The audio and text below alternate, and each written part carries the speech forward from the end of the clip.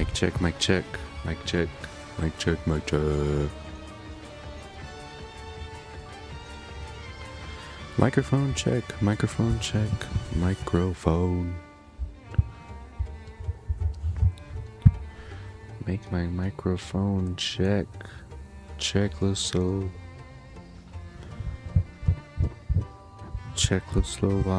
slow your roll.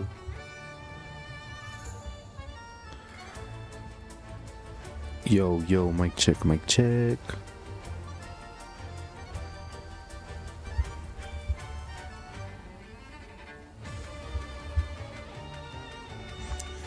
Busy.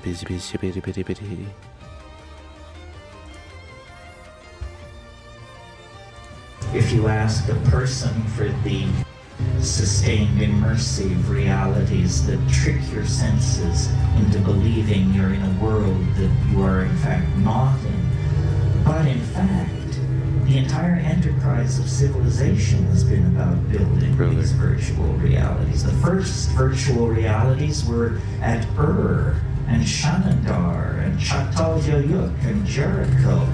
Yes, stone and adobe is an intractable material compared to photons moving on a screen. But nevertheless, the name of the game is the same, which is to cast an illusion between man and reality, to build a cultural truth in the stead of the natural truth of the animal body and the felt moment of immediate experience.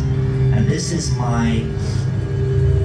where I want to tie it up with this notion of the felt presence of immediate experience. This transcends the culture, the machines, the drugs, the history, the momentum of evolution. It's all you will ever know and all you... Mic check, mic check. Do I have to really talk this close to it? I don't think I have to talk this close. But it would appear as if I do have to. Jesus, dude. I mean, what do you guys think? Can you hear me or not? Something ain't right.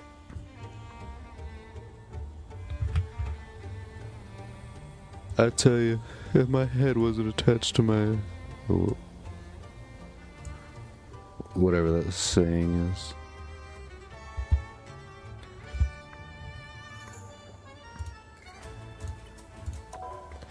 I tell you, if my head wasn't attached to my body, I'd lose it.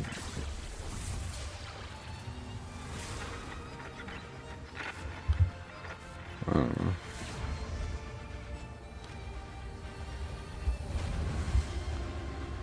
If my face wasn't attached to my neck, or what? How does it go? It's like if my head wasn't attached to my body, I'd lose it. I don't know. I tell you.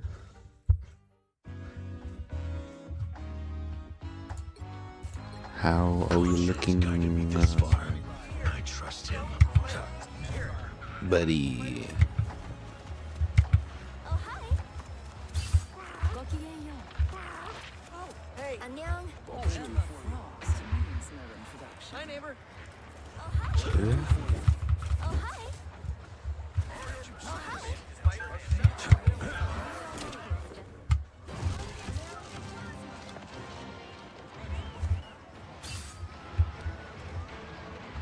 A gift from Kachu.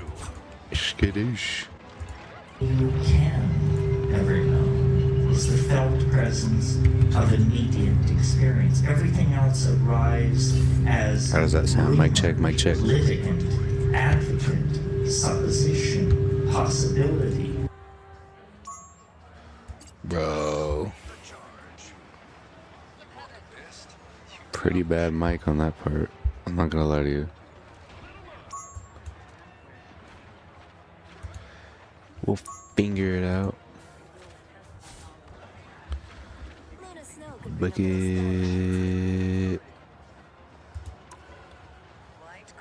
Spider-Man over here. Buddy, buddy, buddy. Oh. Oh. Oh, oh, oh, oh, oh, Shh, class is in session. Please join me in welcoming Mr. Terrence McKenna.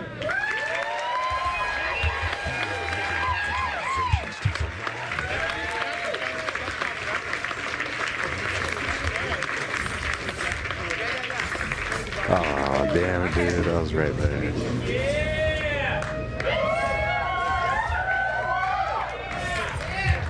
He's season.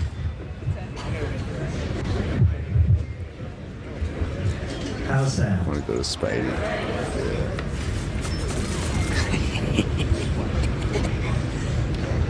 Well, I can't see all of you, but it's a pleasure to be in Seattle this evening. You've made me feel real welcome.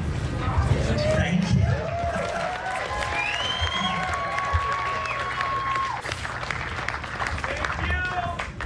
Before I get started, I want to thank some people who made this possible. First of all, I want to thank Bruce Pavitt for his friendship and vision and patronage. I'd like to thank Jared and Alex. I'd like to thank HPX and Onadine. These are the people responsible for the visuals. I'd like to thank John, who's responsible for the ambient background, if there is one. And Dean Chamberlain, who took the amazing photographs of Albert Hoffman and Tim Leary and myself, other people. Be sure and check out his photographs. The guy is a major talent. Okay, so much for all of that. I hope you all got the brochures which were available this evening, which indicate major events in the psychedelic community to come. One in Mexico that's become legendary over the years, and one dedicated to psychedelic artists that will occur in Hawaii this September. That is a new experiment in an effort to expand the dialogue on psychedelics, to bring artists out of the closet and to force a confrontation on the issue of the impact of psychedelics on Get your creativity. bullshit out of here, dude. Get out of here.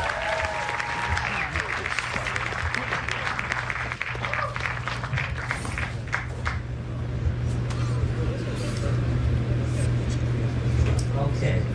Having said all that, our discussion this evening is psychedelics in the age of intelligent machines, or shamans among the machines.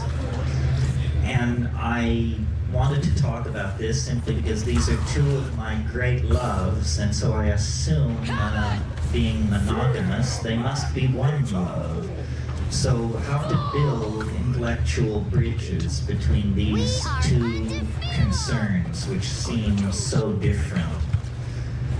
As far as people and machines are concerned, it was Ludwig von Bertalanffy, I think, who said in his book General Systems Theory, he said, people are not machines, but in every opportunity where they are allowed to behave like machines, they will so behave. In other words, we tend to fall into the well of habit, though the glory of our humanness is our spontaneous creativity.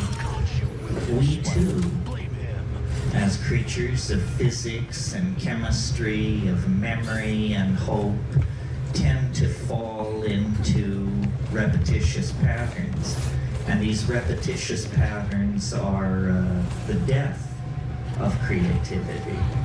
They diminish our humanness. They diminish our individuality, make each of us somehow like cogs in some larger system. And we associate this cog-like membership in larger soulless systems with the machines that we inherit from the age of the internal combustion engine, the age of the jet engine. You know, Marshall McLuhan said we navigate our way into the future like someone driving who uses only the rear view mirror to tell them where they're going. It's not a very successful strategy for navigating into the future. So I made a number of notes on this matter of psychedelics and machines. To me, the connecting bridge, well, there are many, but the most obvious one is consciousness expansion.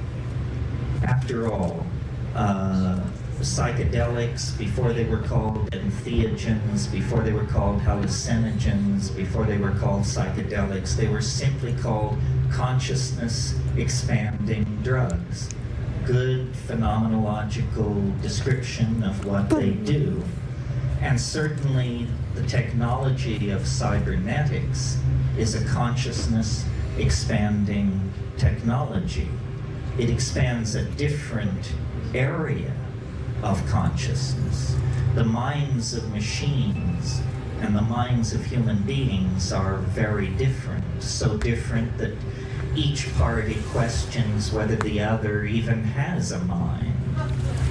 But in fact, what these are species of minds operating in very different domains.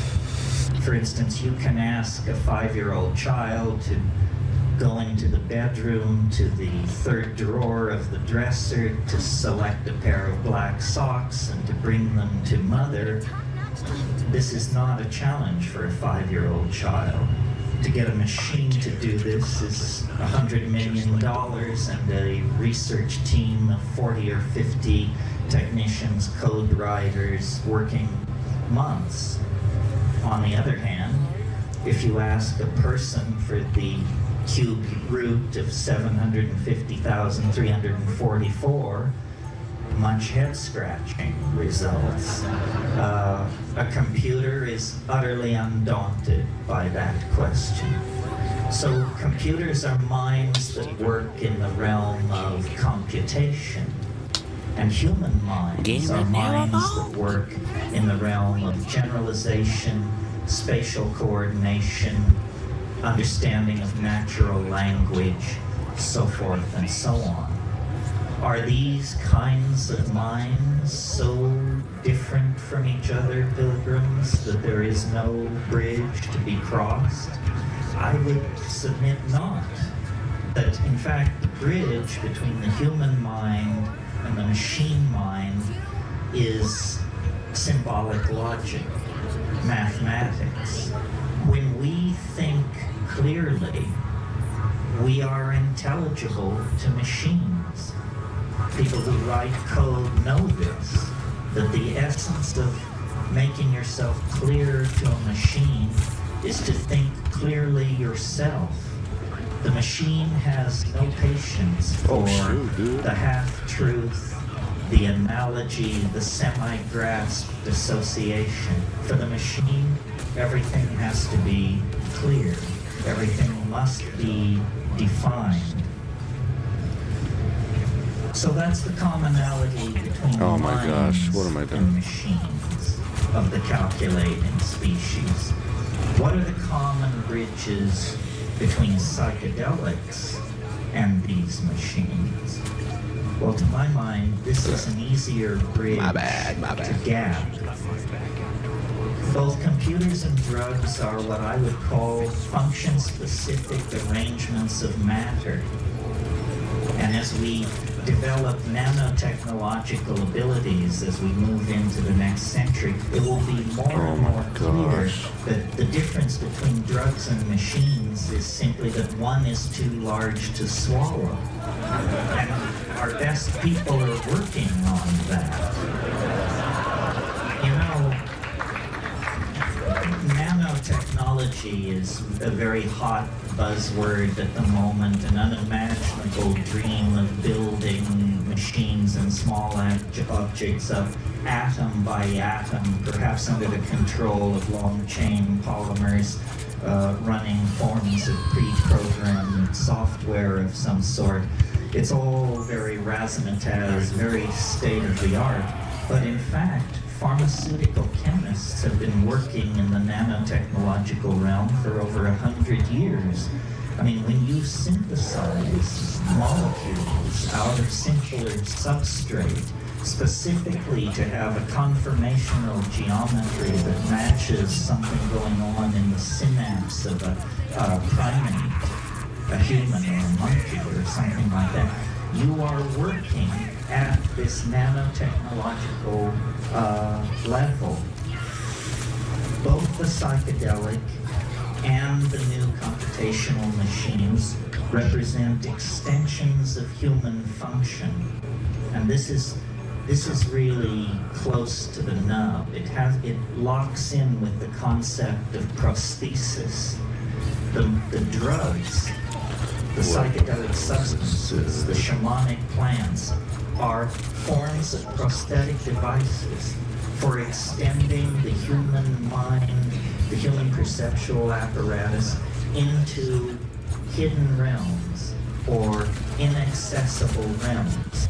Similarly, the machines, by allowing us to model, calculate, and simulate very complicated multivariable processes, extend the power of the human mind into places it could never dream of going before.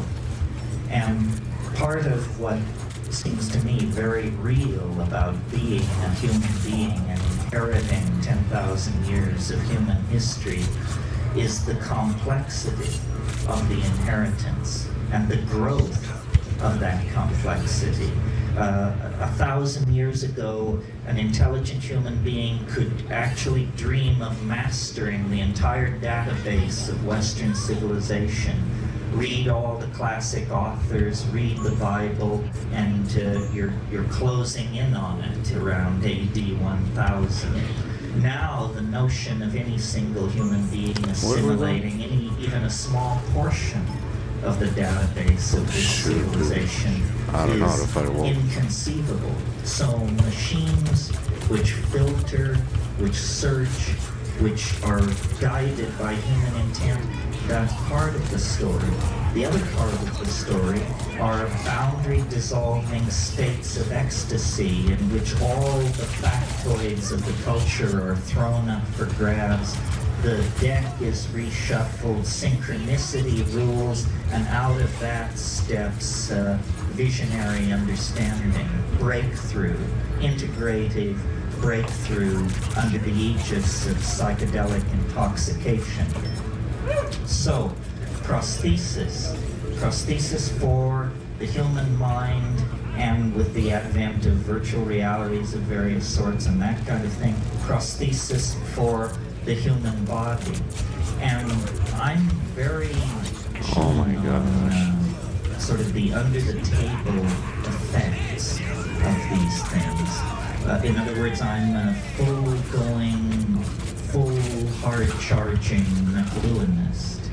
And I really believe that the strengths and weaknesses of the world we've inherited are strengths and weaknesses put there by print and by the spectrum of effects which McLuhan called the Gutenberg galaxy, the spectrum of effects spun off from print.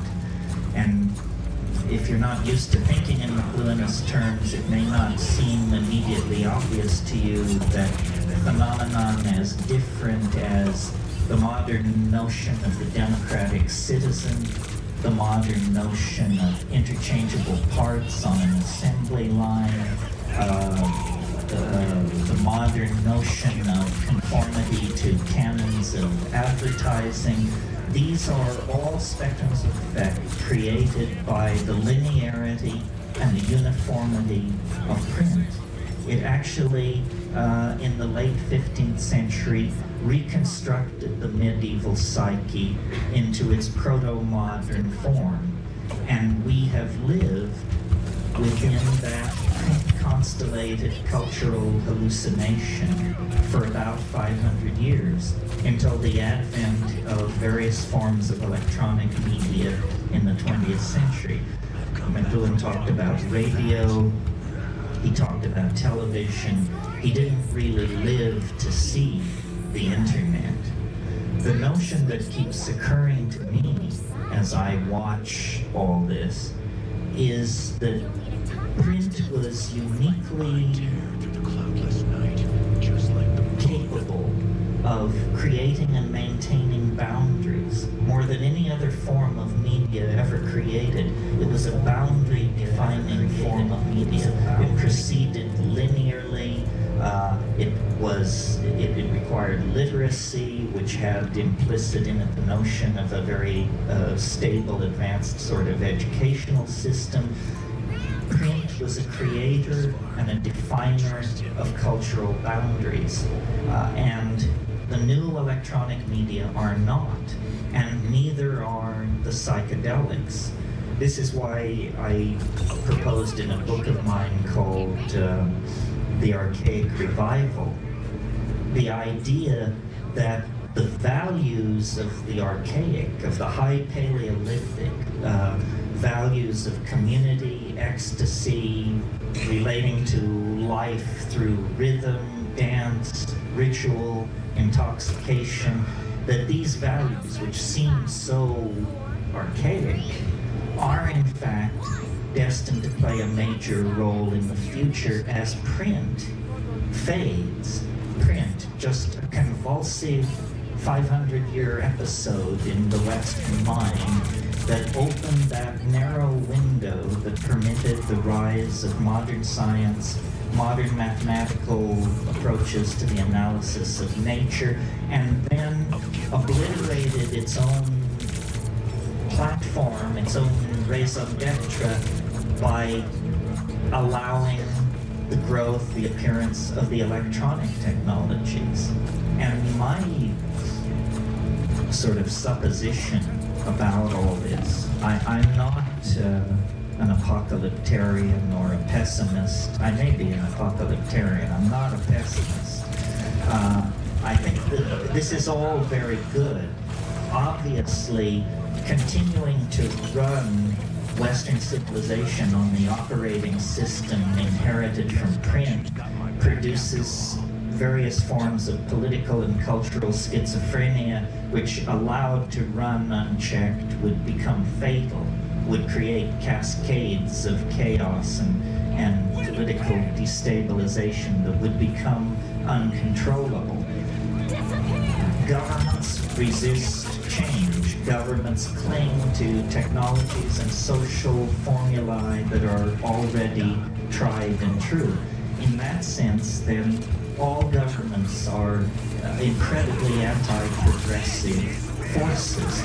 Again, the image from McLuhan of someone driving into the future using only the rear view mirror. So, the electronic media and the psychedelics work together in this peculiar way to accentuate archaic values. Values which are counter to the print constellated world.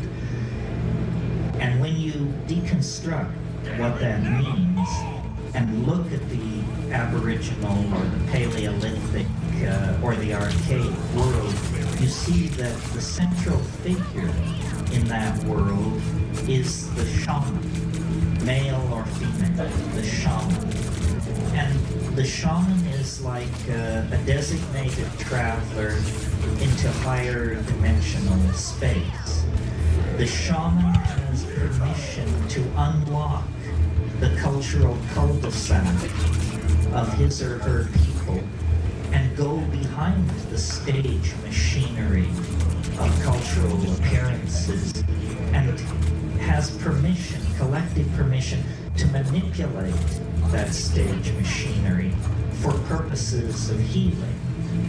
We have no institution like this. I mean, we have advertising, we have rock and roll stars, we have cults of celebrity, we have things which are shaman-like, but we have no real institution that permits human beings, in fact, encourages human beings to go beyond their cultural values, to burst through into some transcultural superspace, forage around out there, and bring new means back into the tribe. To some degree, our artists do this. To some degree, our scientists do it. But it's all hit and miss. It's all willy-nilly. And once achieved, it must be swept under the rug in the service of the myth of method, that somebody was following somebody else's work, or somebody was applying a certain form of rational or logical analysis, and that led to their breakthrough. If you've read Thomas Kuhn's book on the structure of scientific revolution, you know this is all lies and propaganda. The real story of science is that it's a series of revelations brilliantly defended by people whose careers depended on the brilliant defense of those revelations. One of the best kept secrets of the birth of modern science is that it was founded by an angel. That the young René Descartes was whoring and soldiering his way across Europe as a 21-year-old in a Habsburg army, and one night in the town of Ulm in southern Germany, he had a dream. Strange that this would be the birthplace of Albert Einstein some 200 years later. But Descartes had a dream, and an angel appeared to him in the dream, and the angel said, "The conquest of nature is achieved through measurement and number." And he said, "I got it, modern science, I'll go do it." And he did. And that was the method for over 250 years of the conquest of nature. And it leads us, to the Josephson Junction, the Mars Global Surveyor, long base interferometry that searches nearby stars for Earth-like planets. It brings us the entire cornucopia of scientific effects, but an angelic revelation disguised as a logical philosophical breakthrough. This is what you're not told in the academy. So my point there is, human progress has always depended on the whispering of alien minds, confrontations with the other, probes into dimensions where imagination and chance held the winning hands. So the shaman, as a paradigmatic figure, is applicable both in the Aboriginal social context and in the present social context. The Skywalker, the one who goes between, the one who passes outside of the tribe and then returns with means, insights, cures, designs, glossolalia, technologies, and re-fertilizes the human family by this means. It's irrational, but it's how it actually happens, and it's how it's always happened, and it may very well be the only way that it can happen. This cultivation of the irrational, this flirtation with the breakdown of boundaries.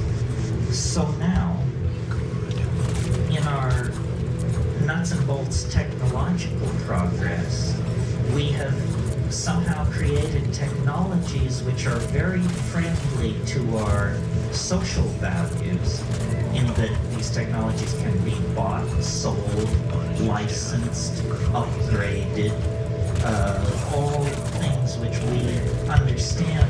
But these technologies are acting on us in the same way that psychedelic drugs do, but more profoundly, more generally, and more insidiously because their effect is not understood, or if it is understood, it's not discussed. And so in a way we have come into a kind of post-cultural phase. All culture is dissolving in the face of the drug-like nature of the future. Its music, its design, indeed the very people who will inhabit it appear to be the most switched on, the most chance-taking, the most alive of the entire tribe. People who feel the beat, people who are not afraid to take chances, people for whom these technologies have always been very natural. Machines are central to the new capitalism, the information transforming technologies.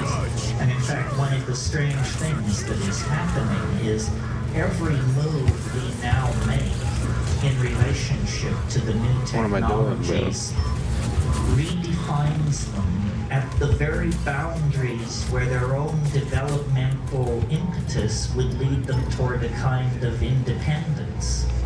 In other words, we talk about artificial intelligence. We talk about the possibility of an AI coming into existence, but we do not really understand to what degree this is already true of our circumstance. In other words, how much of society is already homeostatically regulated by machines that are ultimately under human control, but practically speaking are almost never meddled with.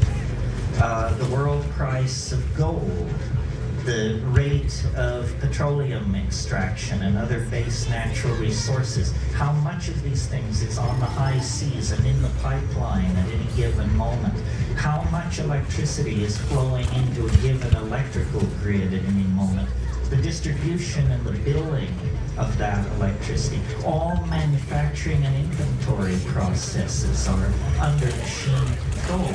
So in other words, the larger flows of energy, capital, and ideas already have a kind of autonomous life of their own that we encourage because it makes us money, it makes our lives smoother, it empowers us. It's a symbiotic relationship of empowerment. Even in the matter of the design of these machines, once, human engineers would work from a set of performance specs, and they would design a chip to meet those specs, and the architecture would be put in place by human engineers. Now a machine is told, here are the design specs, design the architecture to satisfy the specs, and when that is done, the chip is manufactured. The actual design of the thing is in the hands of machines. So these machines are, McLuhan once said of human beings, he said, we are the genitals of our technology. We exist only to improve next year's model. Well, it appears that they're phasing us out of this ignominious role as well as every other role. Oh, let's see here. So being an optimist, that's where I was, yes. How to make gold out of this situation. In other words, how to see this as a natural and positive unfolding of the planetary adventure. And for some of these ideas, I'm indebted to Michael DeLanda, who wrote a book called 1,000 Years of Non-Linear History, and I highly recommend it. He didn't say what I'm about to say. I'll take credit and blame for it, but the book gave me the idea. When you stand off and look at human beings and their technologies, it's very hard not to notice that from the very moment that we have a technology that can be distinguished from chimpanzees pushing grass stems down ant hills or digging with sharpened bones or something like that. The minute you get past that, our technologies have always involved the materials of the earth. What agriculture itself is a different way of relating to the earth. Nomadism, which preceded it, was a seasonal wandering very lightly over the earth. And at some point, the deep, fertile soil of the river valleys that were encountered in these nomadic wanderings were recognized as potential sources of food if cultivated, if treated through a certain set of technological methods. So that early technology is defined by a new relationship to the materials of the earth itself. And it's quickly followed, because agriculture is so successful as a strategy for food production, it's quickly followed by city building and the establishment of sedentary populations, because you can't carry your surplus with you if you're an agriculturalist. So great is the physical volume of it. Cities, and at the very early establishment of these populations in the Middle East, you get the first traces of metallurgy, the working of metals, the alloying of metals, the tinting of base metals with more precious metals. This process of ever more finely refining and fabricating the materials of the earth proceeds in an unbroken series of processes and steps right up to the latest 500 hertz chip or megahertz chip. It proceeds right up to the most modern computational machinery. So I once heard someone say that plants were something that animals had been invented by plants to move them around, which, from an evolutionary point of view, you can see that this is a kind of truth. And many plants hitchhike around on animals, and no animal has been more prolific in the spreading of plants than the human animal. I mean, we call it ecosystemic disruption. What it really is ecosystemic homogenization. I live in Hawaii, for example. 80% of the plants in Hawaii are now introduced species. Almost none of the plants that were pre-conquest on the western coast of North America exist anymore. They have been supplanted by much tougher, more tightly evolved Mediterranean plants that had known the presence of grazing animals for millennia. So these flora are constantly being changed. Human beings move plants around. Well, with that perspective, then, it seems to me the Earth's strategy for its own salvation is through machines. And human beings are a kind of intermediary catalytic step in the rarefaction of the Earth. The Earth is involved in a kind of alchemical sublimation of itself into a higher state of morphogenetic order. And that these machines that we build are actually the means by which the Earth itself is growing conscious. You know, if you study embryology, you know that the final ramification, the final spread and thinning out of the nervous system happens very suddenly at the end of fetal development. And I don't know if you've been paying attention, but in the last 10, 12 years or so, a very profound change has crept over our household appliances. They've become telepathic.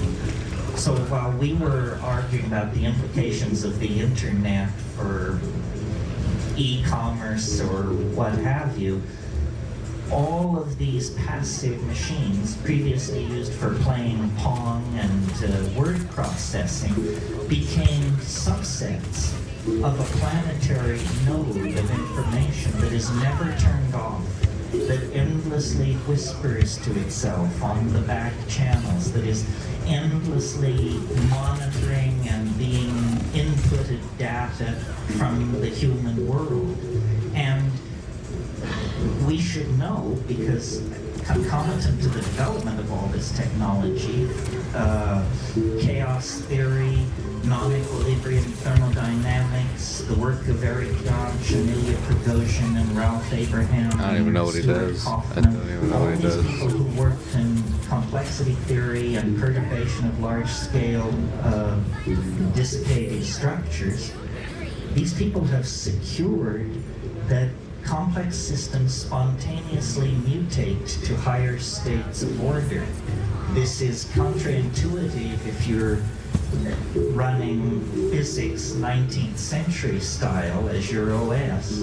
But if you're actually keeping up with what's going on, there is nothing miraculous about this. All kinds of complex systems spontaneously mutate to higher states of order. But what it really means is that we are in the process of birthing some kind of strange companion. You know, Nietzsche 100 years ago said, "That strangest of all guests now stands at the door." He was speaking of nihilism. And certainly the 20th century sat down, had the party, drank the booze, and went to bed with nihilism. But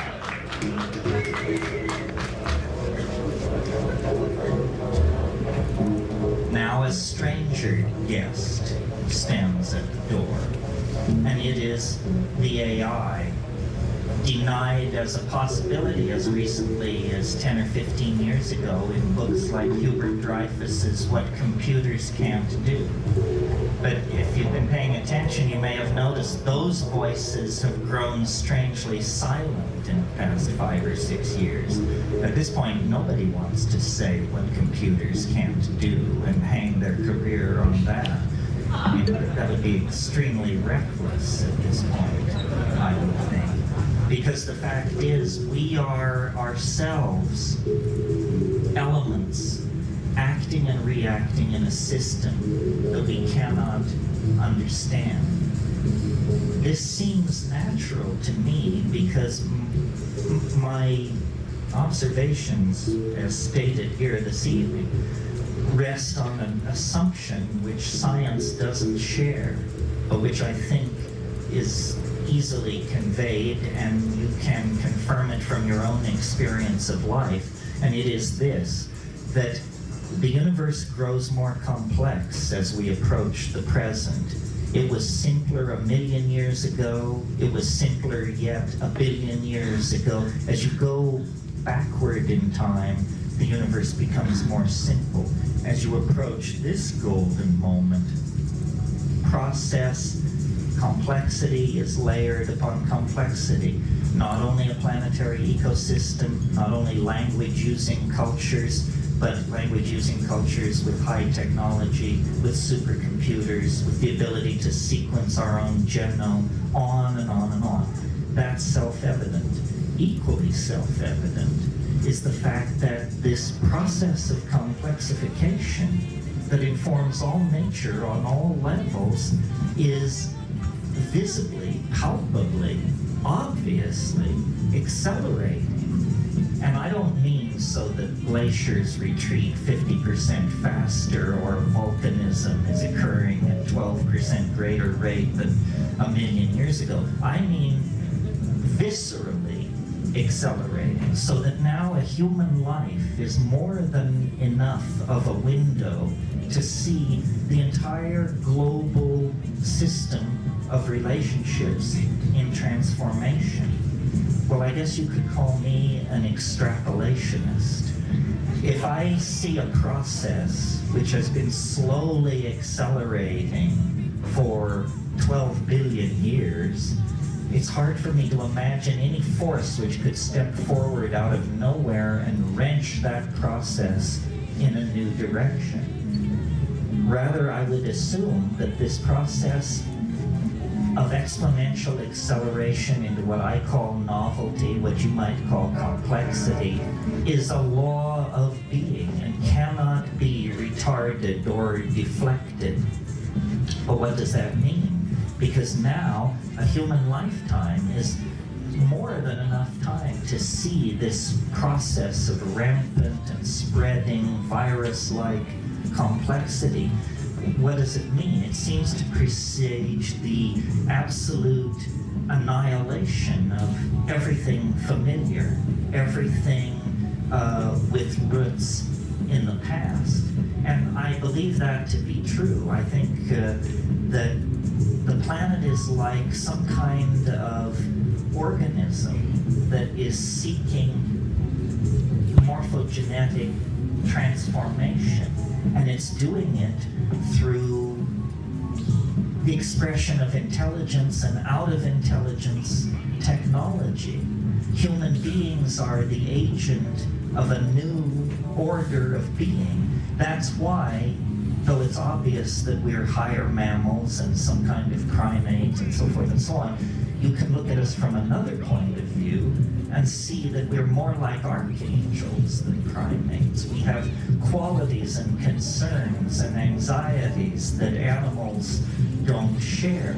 We are mercurially suspended between two different orders of being, and our technologies, our fetishes, our religions, and my definition of technology is sufficiently broad that it includes even spoken language. All of our technologies demand, push forward toward, and make inevitable their own obsolescence. So we are like caught in an evolutionary cascade. And people say, well, if the AI were to break loose, what would it look like? What would it be? Where does humanity fit into the picture? It's a little hard to imagine. Machines operating at 1,000 megahertz confer automatic immortality on the mammalian nervous system if you can get it somehow uploaded, downloaded, cross-loaded into machinery, because 10 minutes becomes eternity in a machine like that. So a kind of false or pseudo immortality opens up ahead of us as a kind of payoff for our devotion to the program of machine evolution and machine intelligence. Now, some people say this is appalling, and we should go back to the good old days, whatever the good old days were. To me, it's exhilarating, exciting, psychedelic, beautiful. It means that the human form, the human possibility is in the process of leaving history behind. History is some kind of an adaptation that lasts about, pick a number, 10,000, 15,000, 20,000 years. No more than that. Well, what is 20,000 years in the life of a biological species?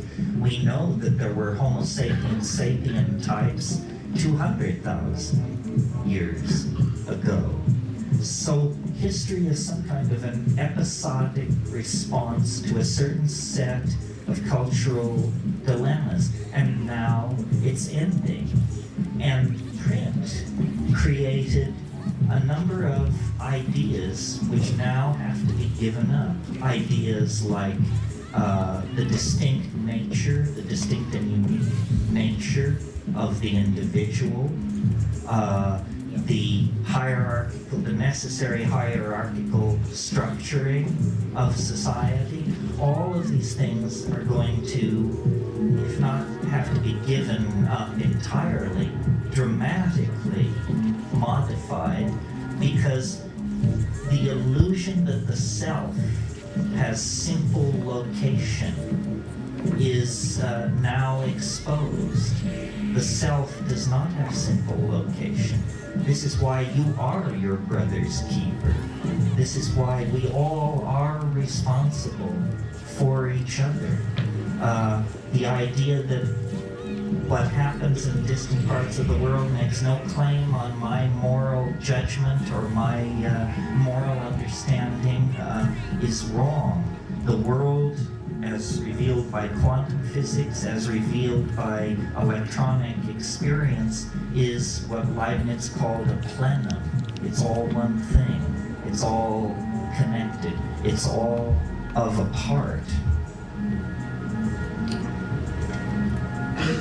So then I also wanted to point out that I mentioned earlier this thing about prosthesis and how the machines were prosthetic devices, extending human consciousness somewhat like psychedelics. That's the equation from a human point of view. But what is also equally true is that we are prosthetic devices for these machines. We are their eyes and ears in the world. We provide the code. We provide the constraints. We build the hardware. It is a relationship of mutual benefit. It's not entirely clear that our contribution will always be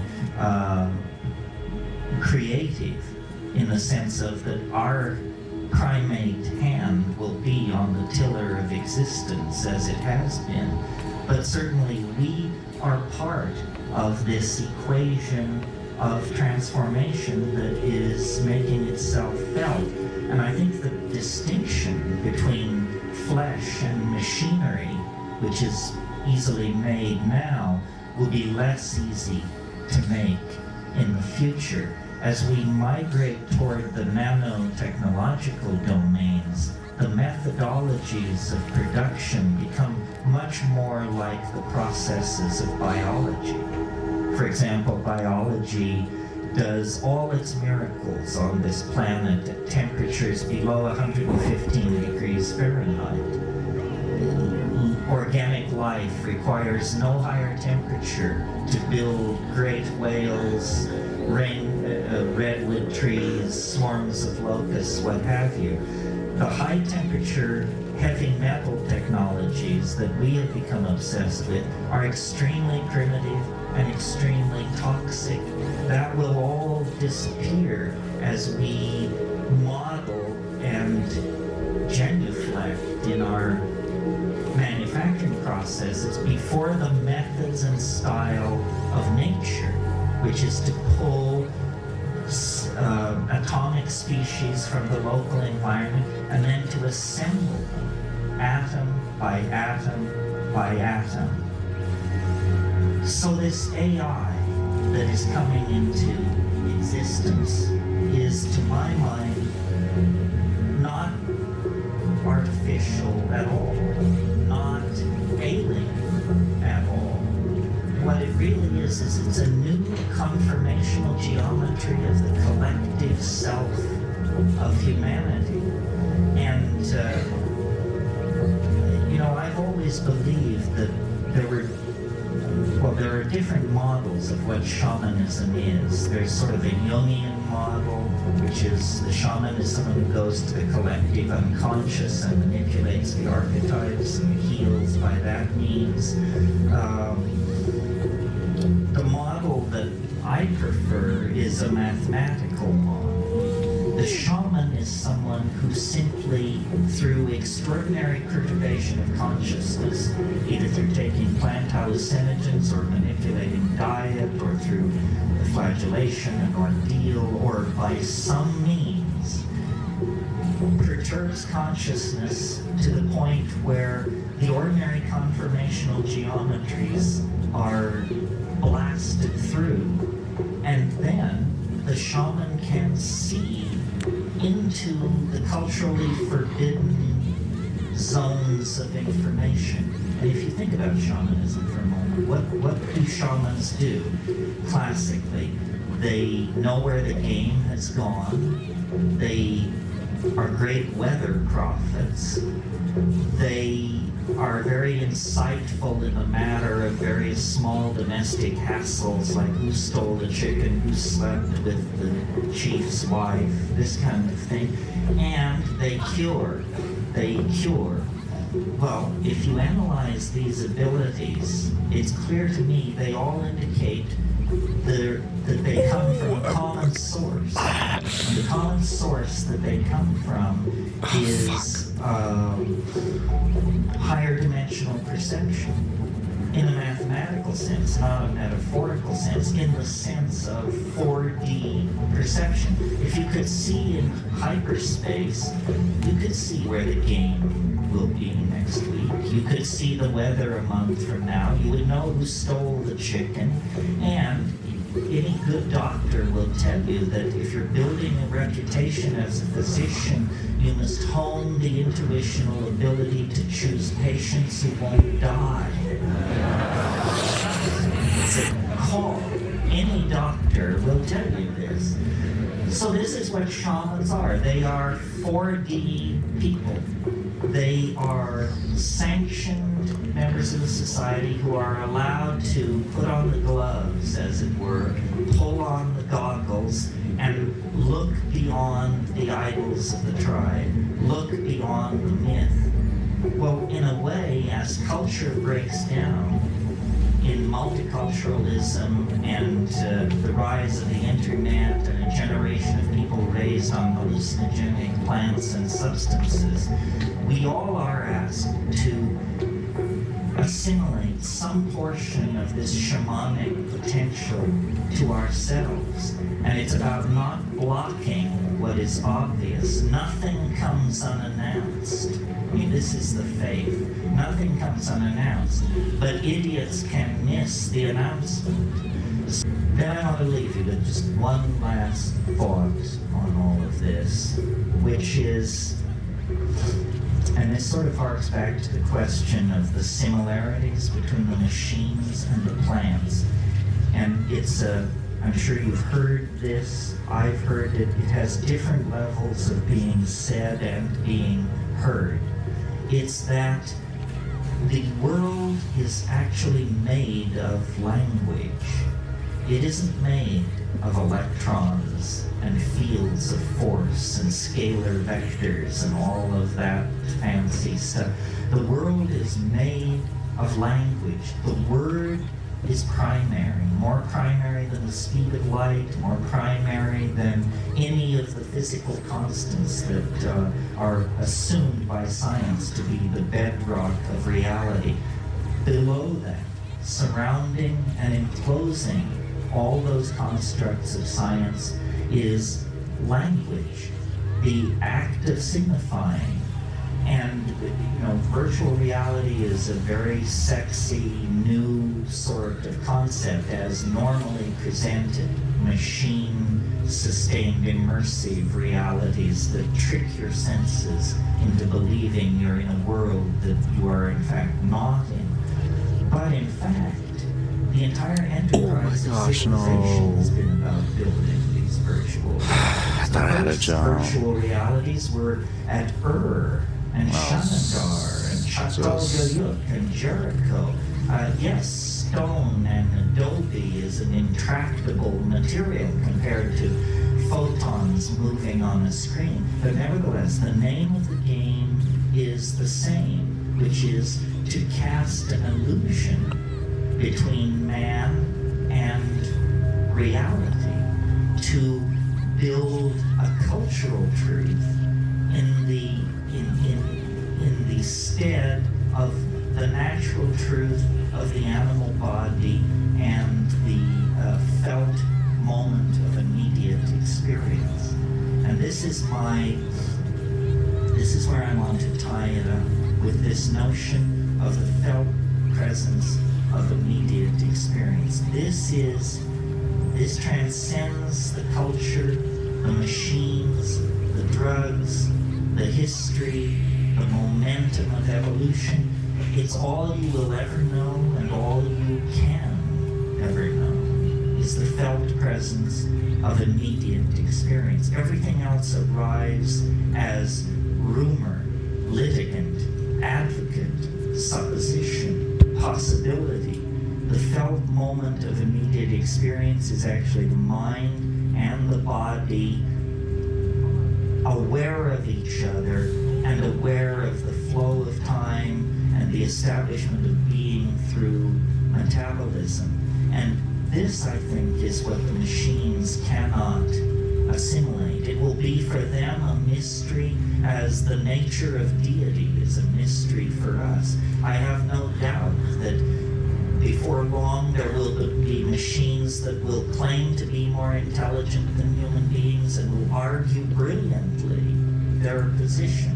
And it will become a matter of philosophical disputation whether they are or are not passing the Turing test and so forth and so on. But machines, I do not believe, can come to this felt moment of immediate experience. That is the contribution of the animal body to this evolutionary symbiosis, which I believe will end in the conquest of the universe by organized intelligence. That all this is prelude. I mean, we are fragile. This earth is fragile.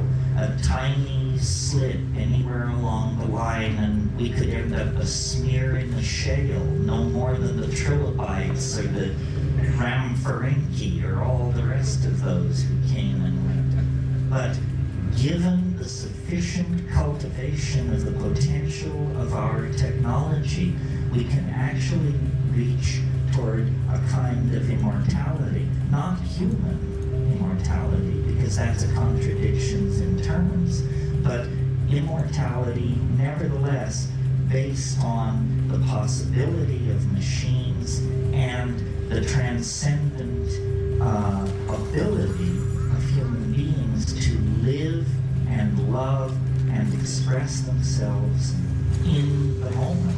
And the psychedelics bring that to just a white-hot focus. And it's out of that white-hot focus that the alchemical machinery of transformation will be forged. And it will not be like the things which have come from the industrial economy. They will not be profane machines. They will be spiritual machines, alchemical gold, the universal panacea that Renaissance magic dared to dream of at the end of the 16th century. We are reaching out toward this mind child that will be born from the intellectual loins of our culture.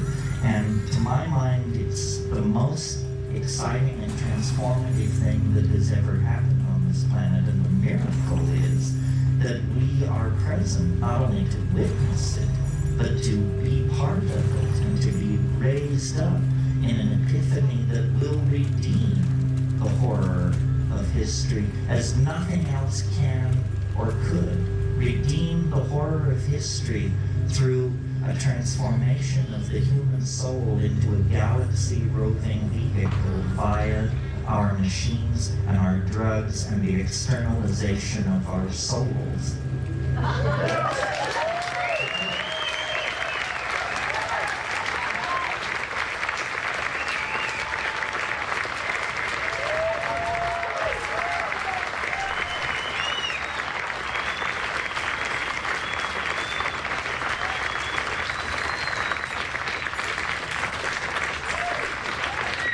That was it? There That was could have it? been more jokes.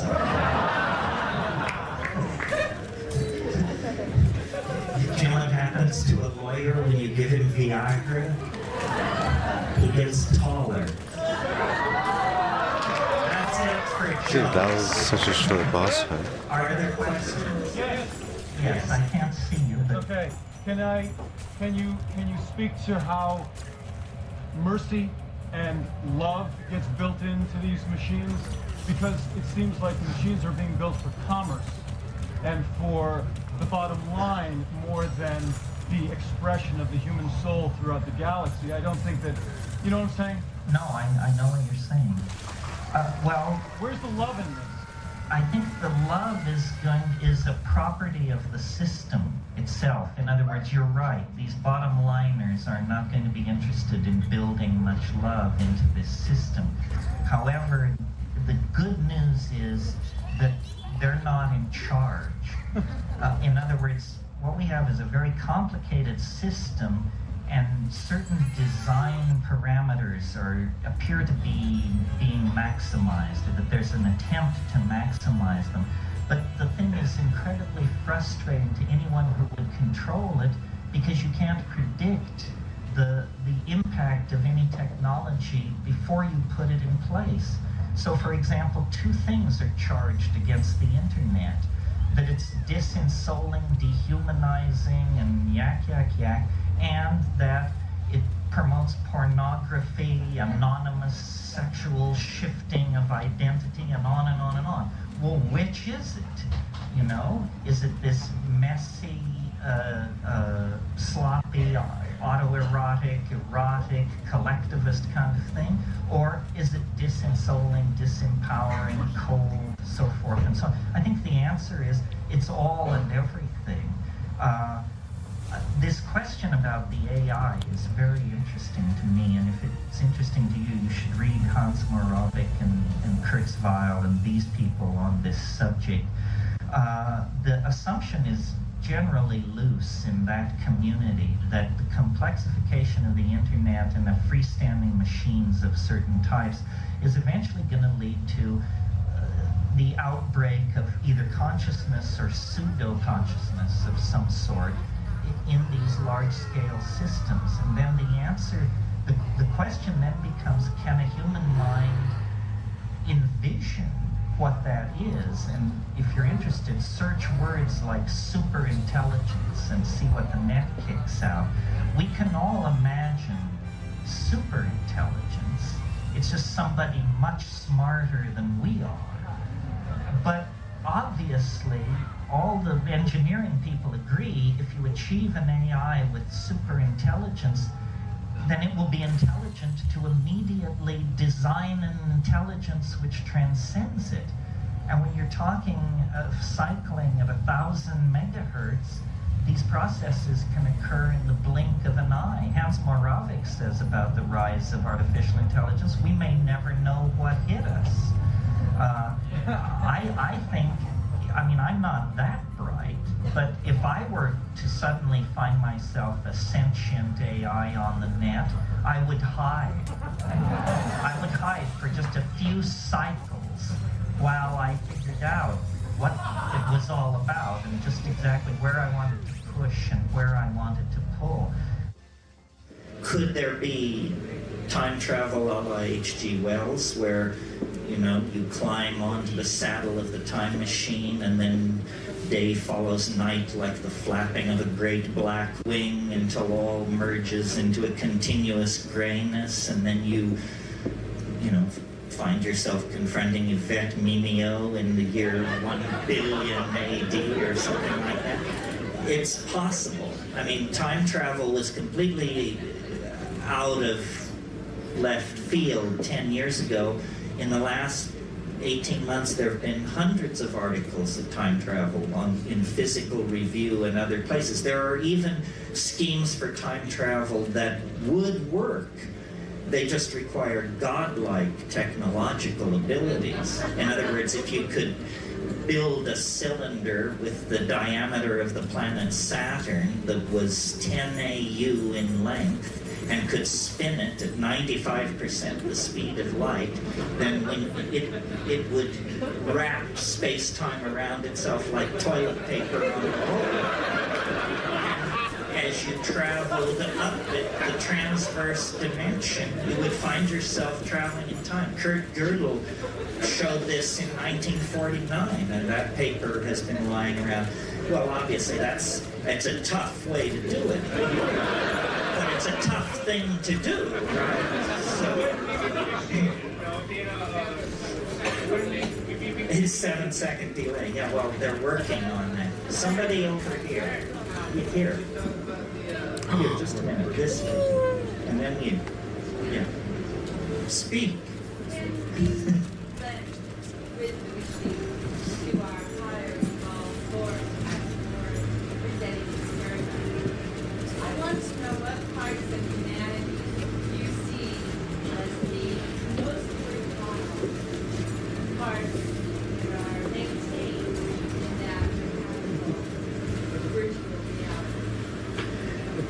Well, you know, in William Gibson's fiction, The AI Wintermute, I think it was called, it was fascinated by human art. And it built collages in its spare time. And these collages began to turn up in various art galleries and exhibitions, and they had such a touch, such a elan, that someone in the plot follows it all to its source. I think human creativity is the that will be most interesting to the machines. In my darker fantasies, they just, eliminate everybody who can't code C++ as being, some kind of redundant mutation. And then everybody who can code C++ is placed in Tahiti and sends their work down the pipeline to the machine world beyond. I really think that we have a very, dare I say it, mechanistic view of what machines are. For example, so say there were a super intelligent machine and say it were your friend. Well, if it were really super intelligent, then it ought to be able to just make your life heaven itself. In other words, without you giving it any input whatsoever, it should be able to arrange for you to find $50 bills lying on the street, old friends encountering you, promotions coming your way. Because the real thing that machines can do, I think, is manage complex processes. And what civilization is 6 billion people trying to make themselves happy by standing on each other's shoulders and kicking each other's teeth in. It's not a pleasant situation.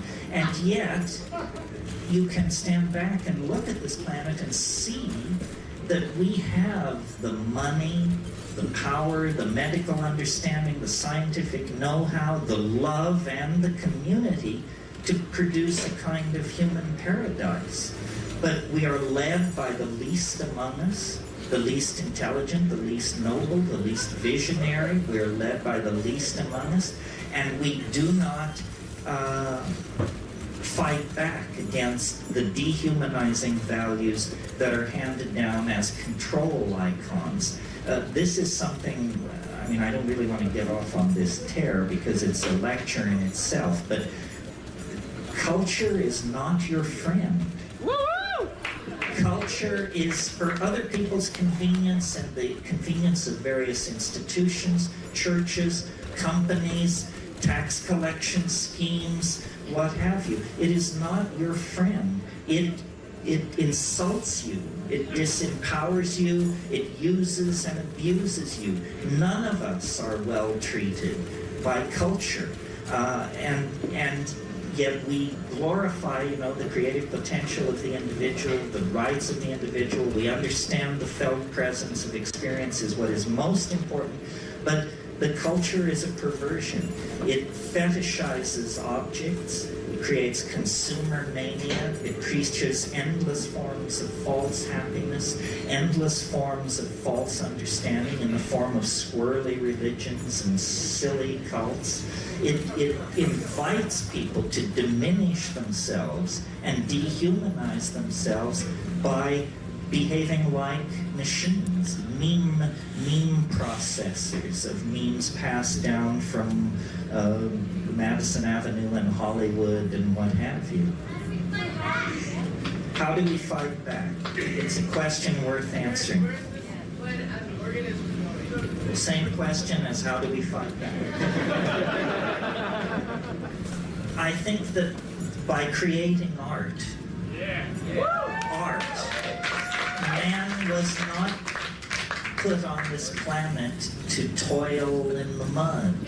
Or the God who put us on this planet to toil in the mud is no God I want to have any part of. It's some kind of Gnostic demon. It's some kind of cannibalistic demiurge that should be thoroughly renounced and rejected. By putting the art pedal to the metal, we really, I think, maximize our humanness and become much more necessary and incomprehensible to the machines.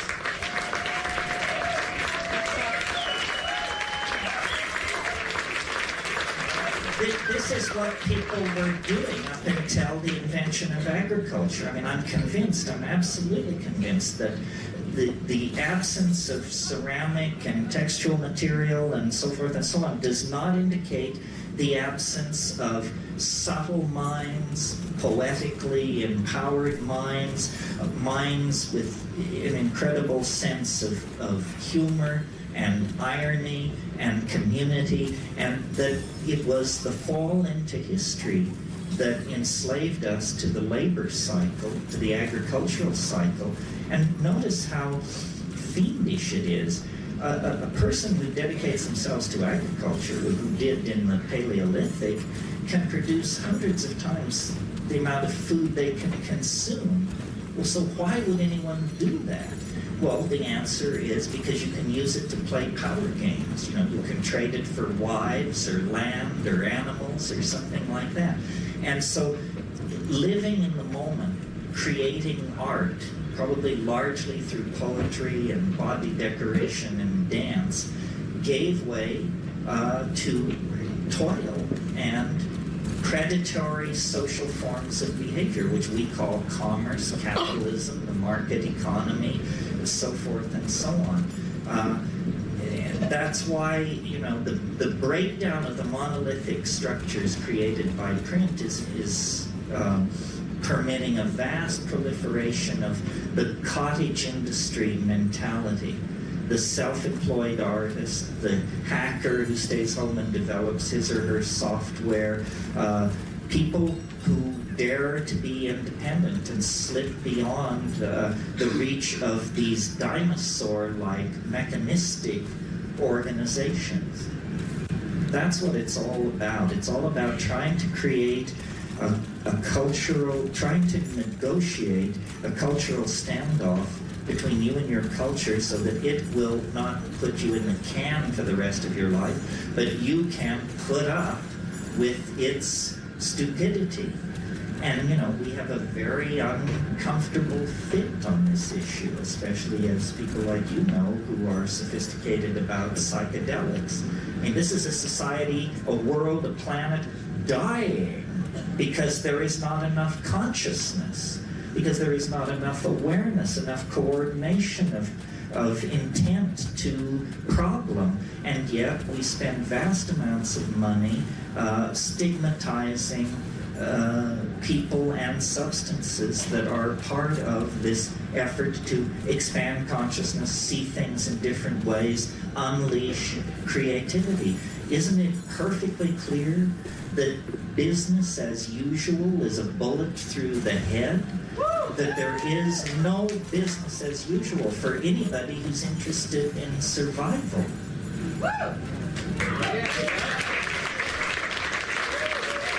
Couple more. Over here, I promised this person. Are you still interested? Can you talk about psychedelics and their role as it pertains to the missing link between the ape and... Oh, what a wonderful question. Yes. The question is, how do psychedelics pertain basically to the transition from higher primates to human animals? This is my métier because I have a theory to which I am grandly welcome, everyone tells me. But a theory of evolution, and I'll give it to you very briefly. It's simply this, that the great embarrassment for evolutionary theory, which can explain the tongue of the hummingbird, the structure of the orchid, the mating habits of the groundhog, and the migration of the monarch butterfly, nevertheless, the great embarrassment to evolutionary theory is the human neocortex. Lumholtz, who is a pretty straight evolutionary biologist, described the evolution of the human neocortex as the most dramatic transformation of a major organ of a higher animal in the entire fossil record. Well, why is this an embarrassment? Well, because it's the organ that thought up the theory of evolution. So, you know, can you say tautology? That's the problem right there.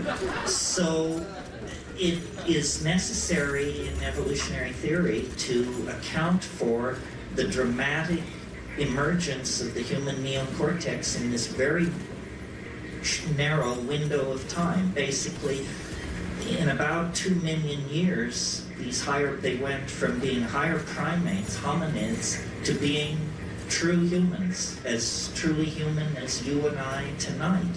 What the hell happened? What was the factor? The Earth was already old. Many hundreds of higher animal forms had come and gone, and the fire of intelligence had never been kindled.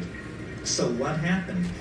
I think that the answer lies in diet, generally, and in psychedelic chemistry in particular. I think that as the African continent grew drier, we were forced out of the ecological niche we had evolved into, which was we were canopy-dwelling primates, insectivores, complex signaling repertoire, evolutionary dead end.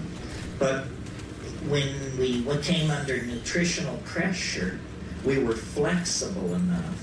This is the key to humanness at every stage of its development, our maddening flexibility. Other animal and plant species can't react. We can. Our flexibility, we began to experiment with a new kind of diet and to leave the trees and explore the new environment of the grassland. And evolving concomitantly in the grassland were various forms of ungulate animals, double-stomached animals whose manure is the ideal medium for mushrooms, coprophytic mushrooms, dung-loving mushrooms, many of whom produce psilocybin. Well, I myself in Kenya have seen baboons spreading out over a grassland and noticed that their behavior is they flick over old cow pies. Why?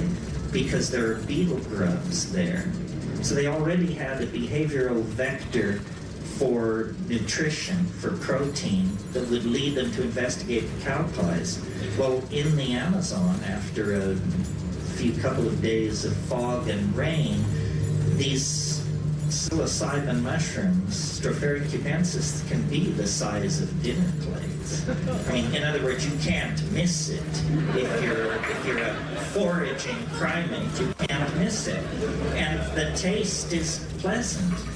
And psilocybin has unique characteristics, both as hallucinogen and other properties that make it the obvious chemical trigger for higher processes. And I'll run through this quickly for you, but here it is. In very low doses where you wouldn't say you were stoned or loaded or anything like that, but just in doses you might obtain by nibbling as you foraged, it increases visual acuity. In other words, it's like a technological improvement on your vision.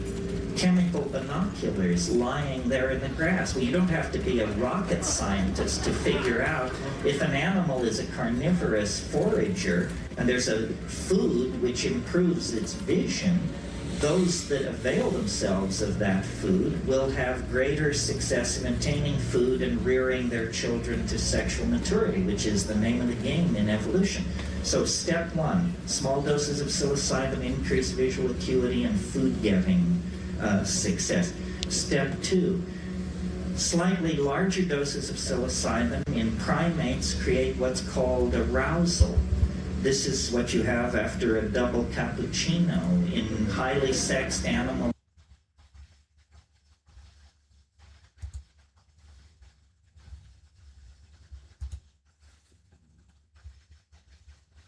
Peace out.